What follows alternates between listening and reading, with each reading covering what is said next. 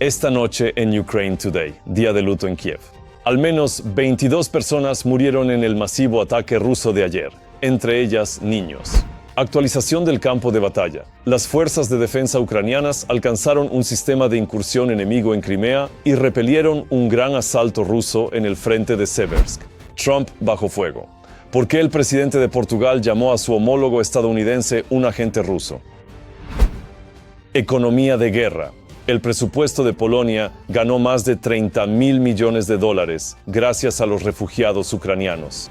Todo esto y más ahora mismo. Hola, mi nombre es Volodymyr Rabchun. No olvides suscribirte, darle like y pasemos a las noticias. Hoy en Kiev es un día de luto por las víctimas del ataque ruso.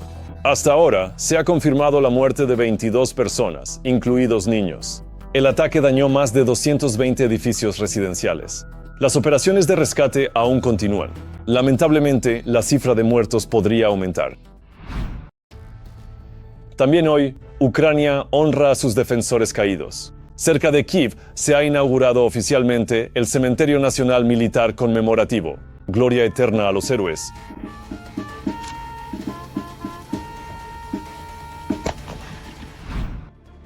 Una reunión entre Zelensky y Putin está claramente descartada. El canciller alemán Friedrich Merz dijo esto durante conversaciones con el presidente francés Emmanuel Macron. Según él, el ataque masivo a Kiev hace imposible cualquier diálogo con el dictador ruso. Y dudo que ese haya sido el verdadero objetivo de Putin. Claramente teme reunirse con Zelensky y hace todo lo posible para evitar una cumbre así. Al dictador del Kremlin no le importan las promesas al presidente de Estados Unidos. La verdadera pregunta es, ¿qué piensa Trump al respecto? Así fue como el presidente Zelensky comentó sobre el ataque. Rusia ahora ataca a todos en el mundo que buscan la paz. Es un ataque contra Ucrania, es un ataque contra Europa y también es un ataque de Rusia contra el presidente Trump y otros actores globales. En Washington, escuchamos que supuestamente Putin está listo para terminar la guerra, listo para una reunión a nivel de líderes, listo para resolver cuestiones clave. Pero en lugar de eso, elige misiles balísticos en vez de dar pasos reales hacia la paz. Mata niños solo para evitar hablar sobre cuándo y cómo llegar a la paz. El problema es que no tiene miedo de atacar incluso a aquellos líderes a quienes les hace promesas. Y esto no se trata solo del presidente de Estados Unidos. Esto también concierne a aquellos países que aún comercian con Putin, como China o India, y otros países de Asia y América Latina. Mientras tanto, el presidente portugués Marcelo Rebelo de Sousa criticó a su homólogo estadounidense. Dijo que los intentos de Trump de resolver la guerra de Rusia no ayudaron a Ucrania. De Sousa también recordó las amenazas de Washington de presionar a Moscú que nunca se materializaron. El líder supremo de la mayor superpotencia del mundo es objetivamente un activo soviético o ruso. Funciona como un activo. No estoy diciendo que haya una alianza, y no estoy diciendo que exista una alianza basada en la amistad o en la complicidad económica, ideológica o doctrinal. Lo que digo es que, objetivamente, el nuevo liderazgo estadounidense ha favorecido estratégicamente a la Federación Rusa. Ucrania está luchando por la libertad. Apoya el periodismo independiente ucraniano para que podamos seguir contando la verdad sobre la guerra de Rusia. Haz clic en el enlace de la descripción para convertirte en nuestro patrocinador. Y este es el mejor momento para suscribirte y darle like a este video y por favor, compártelo. Deja que la mayor cantidad de personas posible vea la verdad. Gracias y gloria a Ucrania. Las fuerzas ucranianas atacaron varios objetivos en la región de Oriol, en Rusia. Los habitantes locales reportaron explosiones potentes. Allí se encuentran unas 10 instalaciones relacionadas con la defensa, objetivos militares legítimos. Fuerzas especiales de la inteligencia militar de Ucrania atacaron un sistema Raider ruso en la Crimea temporalmente ocupada. Era parte de un complejo S-400. Aquí está el video.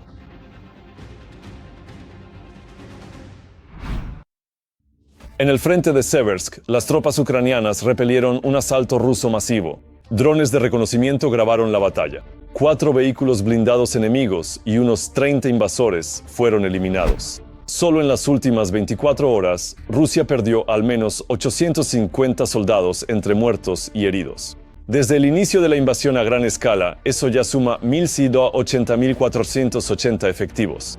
En el mismo periodo, Ucrania destruyó 4 tanques rusos, 6 vehículos blindados, 61 sistemas de artillería y decenas de piezas más de equipo enemigo. Y ahora, al lado financiero de la guerra.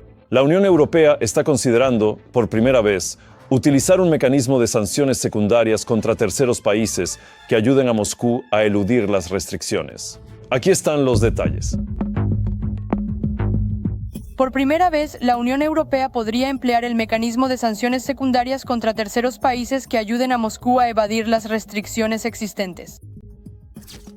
En otras palabras, no se castiga al autor directo de la operación, sino a aquellos países o empresas que facilitan la evasión de estas sanciones. Según Bloomberg, los ministros de Asuntos Exteriores de la UE se reunirán en Copenhague tan pronto como a finales de esta semana. Se espera que discutan la aplicación del llamado instrumento antielusión adoptado en 2023, pero que aún no ha sido implementado. Cuando se imponen sanciones, es absolutamente necesario contar con un gran número de personas supervisando su cumplimiento.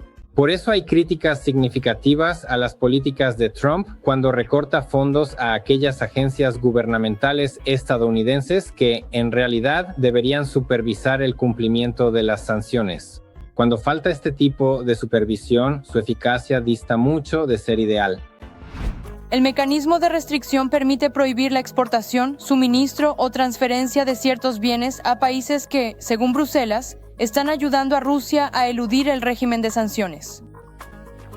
Las discusiones entre los líderes de la UE girarán esencialmente en torno al debate principal: si comprometerse plenamente a seguir la trayectoria de Trump y de hecho mantenerse en su estela, o si es necesario dejar claro que la UE es un grupo independiente. Aquí surge la cuestión de la autonomía de la UE. Sin embargo, la ironía es que, aunque la autonomía de la UE suele ser beneficiosa para Ucrania, en este caso particular, tal autonomía no nos resulta ventajosa. De hecho, sería beneficioso para nosotros que Estados Unidos y la UE actuaran como un frente unido, ejerciendo presión sobre todos los que ayudan a Rusia. Además, los ministros tienen la intención de debatir la posibilidad de ampliar las restricciones contra los sectores ruso de petróleo, gas y financiero, así como medidas adicionales respecto a la importación y exportación de bienes rusos. Sin embargo, la reunión no abordará las discusiones sobre el próximo 19º paquete de sanciones contra Rusia. En primer lugar, discutirán los mecanismos para este control y las formas de fortalecer dicho control. En segundo lugar, debatirán lo que mencionó Besson, es decir, tomar ciertas medidas junto con Estados Unidos. Así que esto no es exactamente un nuevo paquete de sanciones acordado. Esto es más bien una respuesta a la política de Estados Unidos de América, específicamente una decisión psicológica de la UE para decir: estamos de acuerdo con ustedes en ejercer presión conjunta sobre Rusia, aumentando los aranceles a países como China e India. A pesar de las sanciones y el déficit presupuestario de Rusia, Putin sigue financiando la guerra. Así, para finales del primer semestre de 2025, el gasto militar de Rusia alcanzó casi 8,5 billones de rublos. Producen armas, producen municiones, pero no hay ningún valor agregado para la economía. En otras palabras, simplemente desvían recursos. Eso es todo. Así que hemos cubierto el primer factor. Entonces, ¿por qué los recursos se están volviendo aún más escasos? El segundo factor significativo es la situación persistentemente desfavorable de los precios del petróleo y el gas. Sí, los precios mundiales del petróleo han caído en efecto alrededor de un 15% y posteriormente se han estabilizado en torno a 66 o 67 dólares por barril. Eso es específicamente para el crudo Brent, mientras que el petróleo ruso actualmente está en unos 62. Pero eso no es todo. Es decir, también está el efecto de las sanciones. En promedio, la maquinaria militar rusa consumía 1,4 billones de rublos por mes y casi 47,000 millones de rublos por día. Esta cantidad supera los presupuestos anuales de las regiones más pobres de Rusia. El gasto tradicional ruso en ciencia, cultura, educación y salud está siendo recortado actualmente, y la indexación de las pensiones se está congelando porque la inflación está subestimada en las estadísticas oficiales. En realidad ronda el 15%, lo cual es una cifra significativa, pero no existe tal indexación de las pensiones, y esto significa que muchos pensionistas lamentablemente seguirán viendo sus pensiones reducidas de manera significativa, mientras que el gasto gubernamental en la guerra en curso, desgraciadamente, aumentará. Putin no solo está enviando a los rusos a la muerte en el ejército, sino que el dictador del Kremlin está gastando cada rublo de los impuestos de los rusos, dejando a su país completamente despojado y empobrecido. Las sanciones sí funcionan. No solo las sanciones, sino que las empresas rusas están suplicando a Putin que compense las pérdidas causadas por la guerra que él mismo inició. La mayoría de las quejas provienen del sector de refinación de petróleo. ¿Y cuál fue la respuesta de Putin? Más sobre esto en nuestra próxima historia. Ya no es posible guardar silencio al respecto. Las empresas rusas le están pidiendo a Putin que las proteja de los drones ucranianos. La Unión de Industriales del país ya ha registrado decenas de apelaciones de las mayores empresas de Rusia con un solo mensaje. Por la guerra con Ucrania, estamos perdiendo millones de dólares cada día. La máscara ha sido arrancada. Los funcionarios simplemente ya no pueden ignorar la situación, así que se decidió enviar una apelación colectiva a Putin proponiendo cambiar la legislación fiscal e incluir compensaciones por las pérdidas causadas por los ataques de drones. Al mismo tiempo, se propusieron de inmediato varias soluciones al problema. La primera es una compensación fiscal equivalente al 50% de los gastos reales para la construcción o compra de estructuras de protección, así como la adquisición e instalación de sistemas de videovigilancia, detección, guerra electrónica, reparación y restauración de instalaciones de producción, compensación por daños a terceros y más. Al mismo tiempo, la carta enfatiza que las empresas sufren pérdidas no solo por los daños directos, sino también por los ingresos perdidos debido a la interrupción del trabajo. Por lo tanto, la siguiente propuesta de los principales empresarios de Rusia es deducir esta cantidad de los impuestos y derechos de consumo que pagan al presupuesto estatal, y en caso de una paralización prolongada, reducir estos pagos a cero por completo. Parece que estamos emprendiendo este camino familiar una vez más, repitiendo un proceso o situación que ya hemos vivido antes. Esto marca otro caso en el que ocurre lo mismo. Pero el problema aquí es que Putin simplemente ya no tiene el dinero para brindar este tipo de apoyo a sus propias empresas estratégicas. Todo se está destinando a la guerra. Como resultado, en la noche del 28 de agosto, la región de Samara y el krai de Krasnodar en Rusia sufrieron otro ataque con drones. Los ataques tuvieron como objetivo las refinerías de petróleo más grandes, Afipsky y Kuibyshevsky, que por cierto, no contaban con una protección adecuada contra drones. Ahora, cada día, otra refinería es incendiada por drones, y aquí estamos, sentados preguntándonos si deberíamos defendernos o no.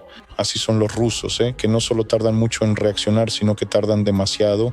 Mientras tanto, sobre el papel, todo está perfectamente en orden en la dirigencia rusa, como siempre. Ellos comprenden la amenaza que representan los drones enemigos. Comisiones interminables están trabajando, se están tomando medidas. La mayoría de los que fueron atacados no tenían protección alguna, o les dieron esos llamados fusiles antidrones, que en el mejor de los casos pueden protegerte de un Mavic, sí, pero nada más. Así que básicamente es un sistema policial. ¿Y qué se supone que debes hacer contra un dron a gasolina, verdad? Como algún tipo de dron Castor que transporta, digamos, 15 o 20 kilos de explosivos, ¿no? Vuela de manera bastante notable, sin utilizar ninguno de esos sistemas de comunicación sofisticados para los que los fusiles están específicamente diseñados e ideados para contrarrestar eficazmente. El resultado de tales soluciones efectivas no tardó en llegar. En la mañana del 28 de agosto, tras evaluar los resultados del ataque nocturno, el mando ucraniano concluyó que, en total, durante las últimas 2 semanas, habían reducido la capacidad de refinación de petróleo rusa en más del 20%. Esto coincide con los cálculos de Reuters, que señalaron específicamente los ataques a Ryazan Rosneft, la refinería de Novochakinsk que lleva una semana ardiendo, así como las plantas en las regiones de Rostov, Samara, Saratov y Krasnodar, y por supuesto, la crucial instalación de Lukoil en Volgogrado. Esta era la segunda planta en términos de producción. En términos de ganancias, en términos de ingresos en Rusia, está entre las 6 refinerías más grandes del país, y las consecuencias allí podrían ser bastante serias. En total, para ponerlo en cifras, las pérdidas para el presupuesto ruso hasta hoy ascienden a aproximadamente 1.300.000 barriles de petróleo por día. Dado el precio, eso equivale a unos $87.500.000 en pérdidas cada día. Es irónico, Pero a pesar de la reticencia a ayudar a las empresas estratégicas a defenderse contra los drones, prácticamente ha surgido en Rusia todo un negocio en torno a este mismo peligro. Por ejemplo, ahora los organizadores de cualquier evento multitudinario están obligados a garantizar su seguridad, lo que significa que deben recurrir a las agencias gubernamentales para protegerse contra los drones.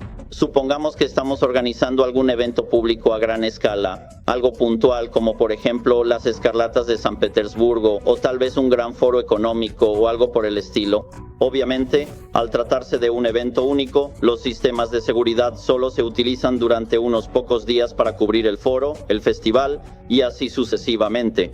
Al mismo tiempo, no se habla de proporcionar protección continua a las empresas. Las propuestas de los funcionarios para cambiar el sistema fiscal fueron rechazadas, y la responsabilidad de averiguar cómo defenderse de los drones recayó en los directivos de las empresas y en sus ahorros personales.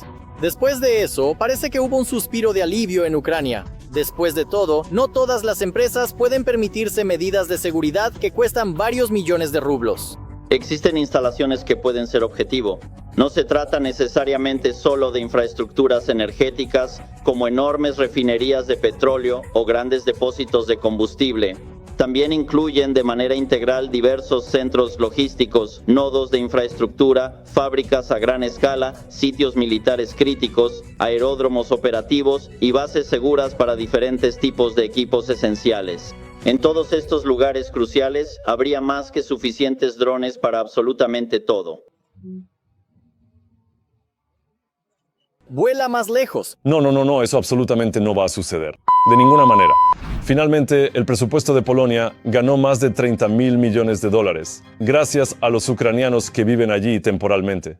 Eso proviene de un informe del Alto Comisionado de las Naciones Unidas para los Refugiados y Deloitte. Mientras tanto, Varsovia se está preparando para revisar su política de apoyo a los refugiados. Entonces, ¿quién se beneficia de sembrar la discordia entre vecinos? Spoiler, el único ganador es la Rusia de Putin.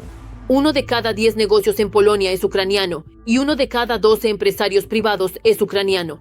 Los ucranianos se han convertido no solo en el grupo de refugiados más grande en Polonia desde la Segunda Guerra Mundial, sino también en una verdadera fuerza impulsora para la economía del país vecino. Según los cálculos de Deloitte y la Agencia de la ONU para los Refugiados, en 2022, los ingresos del presupuesto estatal de Polonia aumentaron en 25.000 millones de zlotys, en 2023 en 39.000 millones y en 2024 en otros 47.000 millones. En total, durante los 3 años de presencia de los ucranianos, el presupuesto polaco se ha incrementado en más de 111.000 millones de zlotys. Eso es más de 30.000 millones de dólares. Los refugiados ucranianos generan producción y demanda adicionales. Esto contribuye al crecimiento real del PIB, lo que tiene un efecto positivo en las finanzas del país. A pesar de los importantes gastos iniciales, los ingresos provenientes de las actividades de los refugiados compensan completamente estos costos. Y de hecho, el balance entre gastos e ingresos es impresionante. El apoyo social para los ucranianos durante 3 años ascendió a solo unos 7,5 mil millones de zlotys, poco más de 2.000 millones de dólares. Se asignaron más de 9.000 millones de zlotys adicionales, o 2,46 mil millones de dólares, a la educación, la salud y otros servicios. A cambio, los ucranianos pagan impuestos y contribuciones sociales. Y solo a través de estos pagos, el presupuesto recibió más de 51.000 millones de zlotys, o 14.000 millones de dólares. Hoy en día los ucranianos están teniendo un impacto significativo en la economía de la vecina Polonia. Y si no me equivoco, en 2022 o 2023, o durante ese periodo, 2022 a 2023, los ucranianos registraron alrededor de 40.000 personas jurídicas en Polonia. Se trata de empresas, empresarios privados, etc. ¿Te lo imaginas? 40.000. Es por eso que participan activamente en actividades comerciales. Un gran número de empresas ucranianas simplemente se han deslocalizado. Muchos ucranianos han invertido dinero en empresas polacas, comprándolas y convirtiéndose en copropietarios. Gracias a la entrada de ucranianos en el mercado laboral polaco en 2022, la economía del país creció un 1,5%. En 2023 el crecimiento alcanzó el 2,3% y en 2024 ya era del 2,7%. Eso representa casi 98.700 millones de zlotys de producción económica adicional, o alrededor de 26.900 millones de dólares. Los economistas predicen que para 2030 la contribución de los ucranianos podría crecer hasta el 3,2% del PIB. Sin embargo, a pesar de los evidentes beneficios económicos, los eslóganes antiucranianos se están haciendo cada vez más fuertes en la sociedad polaca. Estos eslóganes dicen: esta no es nuestra guerra, cuentos de hadas para niños. Desde hace 3 años, toda la ayuda militar para Ucrania pasa por Polonia. También estamos participando en esta guerra con Rusia. Simplemente es mucho más conveniente para nosotros porque nuestros barrios residenciales aún no están siendo bombardeados. Somos simplemente una ruta de tránsito para armas y un refugio para los refugiados. Son saboteadores rusos quienes están incendiando mercados, negocios y almacenes polacos. Ya ha habido más de una docena de estos ataques incendiarios. Cada ruso que muere en Ucrania con un arma en la mano ya no entrará en territorio polaco. Cada tanque destruido por los ucranianos, cada dron derribado, cada barco hundido, no atacará a Polonia. Deberíamos agradecerles por esto, y realmente lo hacemos, con deportaciones, insultos y odio diario. Nuevas leyes que reducen el apoyo social para los refugiados, protestas de agricultores contra el grano ucraniano, declaraciones hostiles de algunos políticos polacos. Nosotros mismos nos estamos poniendo bajo las botas rusas con la ayuda de nuestros propios políticos. Una pendiente resbaladiza, locura, absurdo y tocar fondo. Si Ucrania pierde esta guerra, nosotros perderemos justo después, y aquellos que, dentro de 10 años, estén haciendo fila para conseguir azúcar ruso con cartillas de racionamiento no se lo perdonarán. Los expertos señalan que esto no es una coincidencia, sino el resultado de una presión deliberada por parte de Rusia. Moscú está financiando activamente campañas de desinformación, apoyando movimientos ultraderechistas y ultraizquierdistas que utilizan el tema de los refugiados ucranianos para dividir a la sociedad. Siempre han estado influyendo en las cosas. Esto no es un proceso de 1, 2, 3, 5, 10 días, ni siquiera de 5 años. Los rusos han invertido enormes cantidades de dinero para desestabilizar la actitud de la sociedad polaca hacia Ucrania. Esto era especialmente cierto cuando se trataba de la extrema derecha. Recuerdo todos esos enfrentamientos entre aficionados polacos y rusos, cómo se avivaba el conflicto, incluso en 2012, durante el campeonato europeo, cuando al mismo tiempo los rusos invertían dinero en esos aficionados de extrema derecha que tenían una actitud negativa hacia Ucrania. Esto sigue ocurriendo.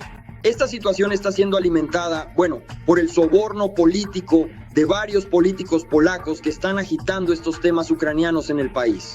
Al mismo tiempo, según una encuesta de SW Research para Onet, casi el 60% de los polacos apoyaron la decisión del presidente polaco Karol Nawrocki de vetar la ley que limita la ayuda a los ucranianos. Esto demuestra que, a pesar de todos los momentos difíciles, una parte importante de la sociedad está del lado de los ucranianos. Eso es todo por hoy. Gracias por ver. Gracias por su apoyo. Fuerza a los defensores de Ucrania. Gloria a Ucrania. No olvides darle me gusta, suscribirte, comentar y compartir. Nos vemos la próxima vez.